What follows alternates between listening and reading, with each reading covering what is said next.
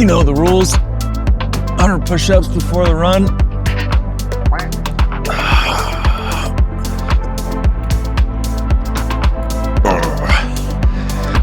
All right.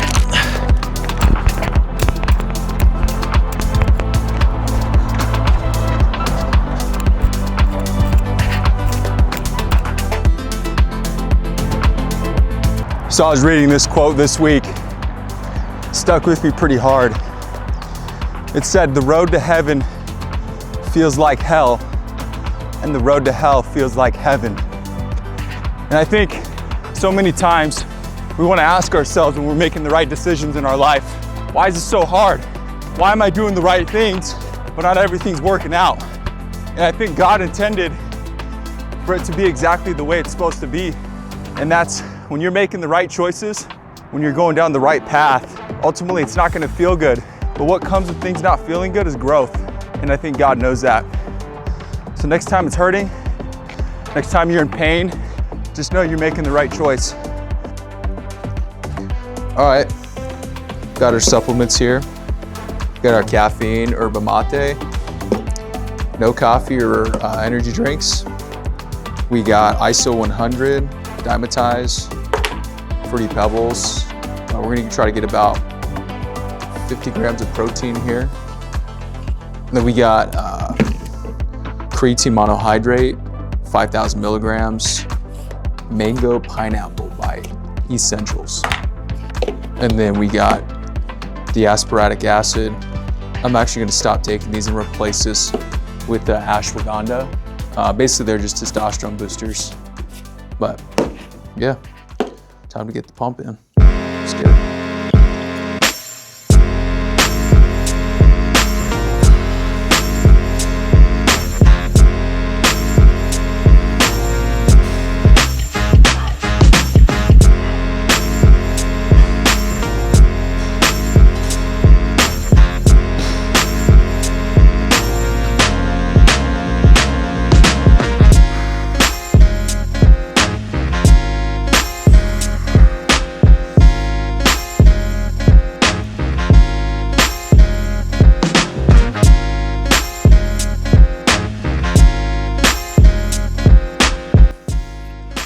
All right, so just finished the workout for the day. We're gonna go meet with the guys, go over some training.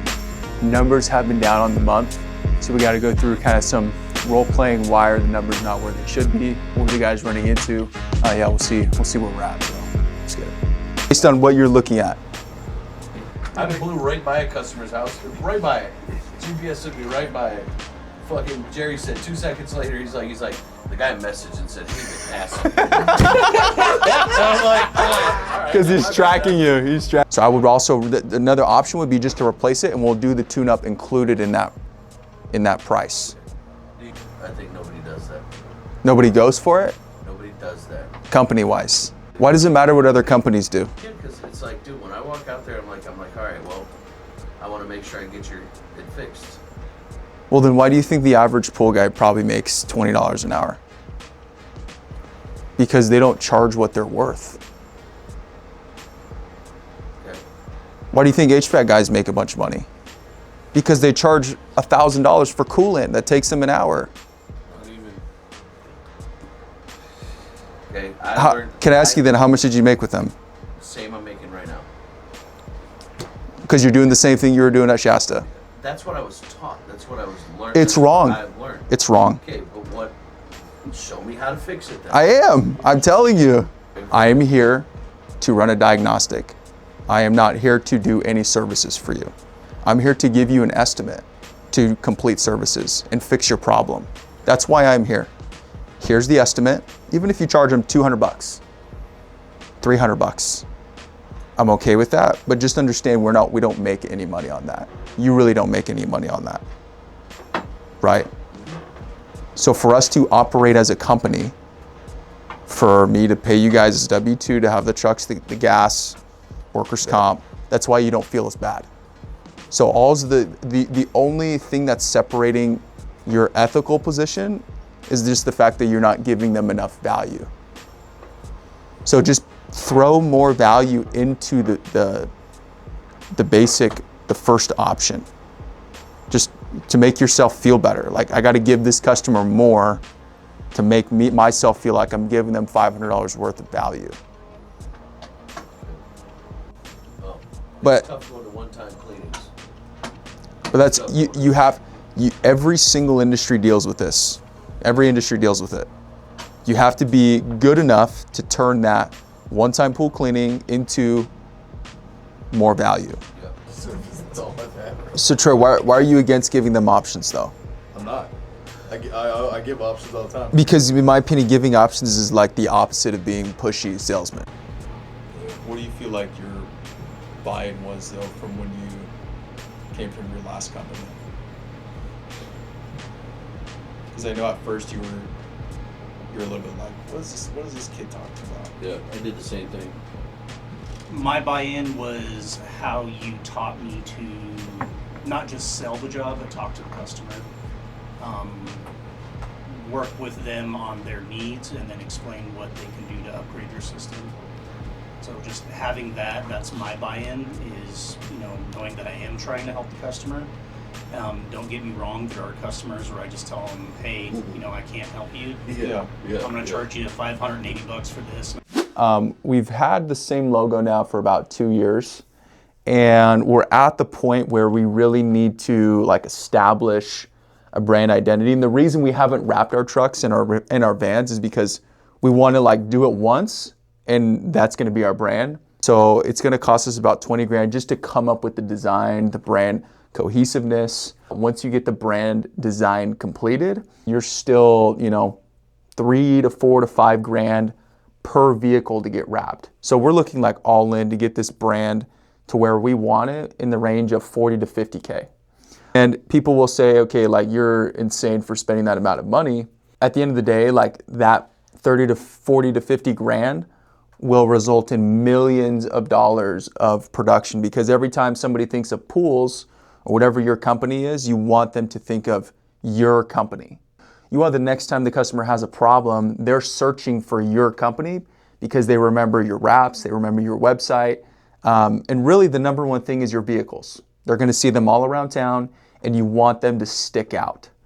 And so it's just really trying to figure out what stands out and what is the customer gonna remember. So it's been a battle. We're trying to figure it out because it's a one-time decision, and you make that decision and it's set in stone. All right guys, so pretty sick gift. This is one of my installers. Hopefully my guys don't see this, but probably my best installer. He got me this gift. It's the Sandlot, all signed by the different characters and the actors. It was pretty cool because he was he's only been with us for a couple months, and he came to me. He's like, hey bro, I got a gift for you. And just the fact that he came over, he knew nothing about our trade. And within 30 days, this guy has literally ran leaps and bounds over guys that have been with us for a couple years. But just finding the right guys that fit your culture and everything, they buy in, and he's got our back. He's extremely loyal to us, and I thought I was super dope because we talk about the Sandlot all the time. Yeah, it's pretty dope, but find the right people, man, and they'll take care of you if you take care of them.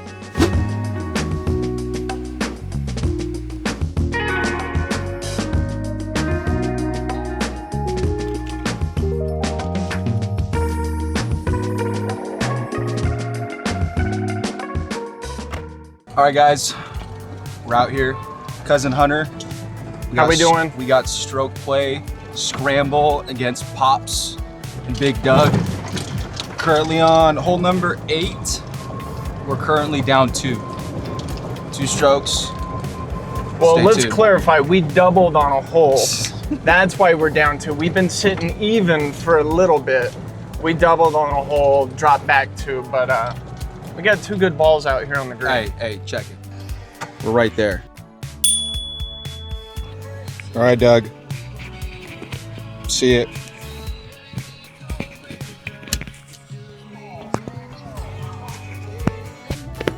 Just went 3 under. Doug's over here talking shiz. Pops is talking shiz. It's all right. We like being the underdogs. We're gonna come through. We're gonna get him on this hole.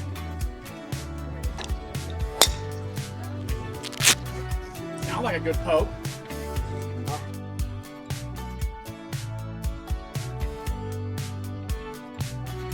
All right, Hunter. We gotta sink this to go 1 under.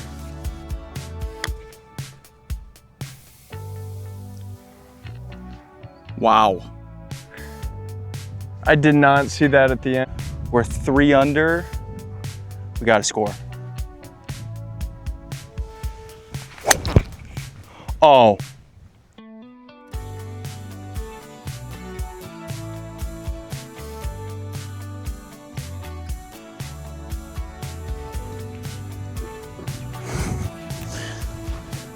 I didn't see it, sorry. I was too focused on the...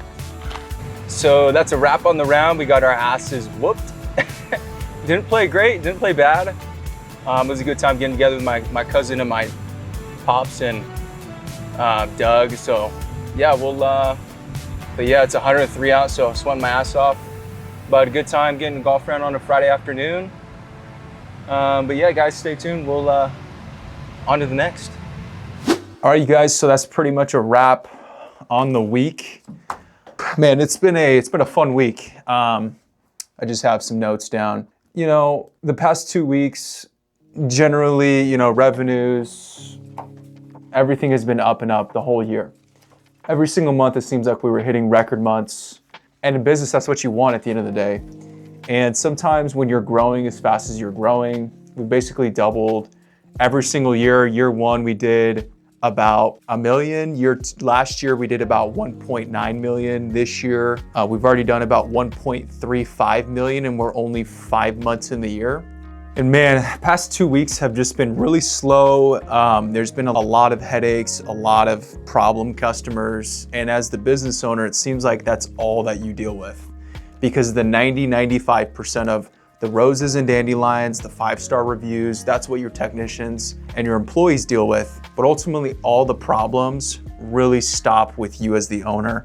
Whether or not you deal with the customer directly, which your goal should be at some point in time, you have a facilitator in place that manages those disgruntled customers. You know, if you're below $10 million in revenue, you as the owner are directly either managing or helping decide what happens to those customers. And so I'm just kind of, as we're wrapping up on the week, we're focusing on branding the company. We're gonna spend and invest about $40,000 to $50,000 between design, hiring a branding consultant to come in and really dial in our brand. The second thing would be, we're gonna get a new warehouse here in the next month to 2 months. We're gonna be decking it out. We're gonna be using it for content. We're gonna be storing like $150,000 in inventory. That's gonna bring down our cost per unit.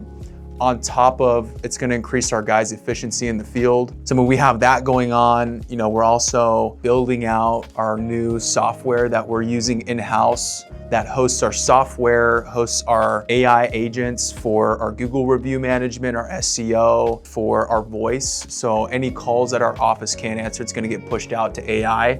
And so we're gonna be we're building this out right now, and we're using certain dev teams, and we're branding it out, and we're creating this user experience that we're gonna push out to all you guys. Link will be down in the description. So we're working on that right now as well. But ultimately, like, lessons that I've learned, you know, this past week especially, is just like, you can't have the ups without the downs. I said it in the beginning of this video, the road to heaven feels like hell and the road to hell feels like heaven. And I know it sounds cliche, but at the end of the day, the good times don't feel as good without the bad times. And I always like to relate it back to God, and it's like, why does God let bad things happen? You look at, you know, the story of Moses, you look at the Gentiles, the Israelites, you look at the story of Christ, you look at all of his apostles after he died. All of them struggled through major trials, way worse than what I have to deal with, way worse than what almost anybody on this earth has to go through today. And ultimately what those trials led to were the times that they could rest, the times that they were blessed, felt that much better. And you can clearly see that in the scriptures. And so, you know, I think at the end of the day, what's important is to realize when you're in these down times, you almost want to make yourself feel like you're in that Rocky scene. You know, you're running up the stairs, you're getting ready for the fight. And ultimately that fight is to win in business and win in life and win in your spiritual battles. But ultimately it's really to achieve your goals. And that's what we're here to do. So I'm grateful for these trials. I'm grateful for the slow times because it helps us get better. So that's what we're doing. We're increasing our process improving our processes, helping our guys, training up, making sure that through these hard times, we're getting better for when the good times come around, that we're really executing. So hope you guys enjoyed the video. Like, comment, subscribe. We'll see you guys on the next one. Peace.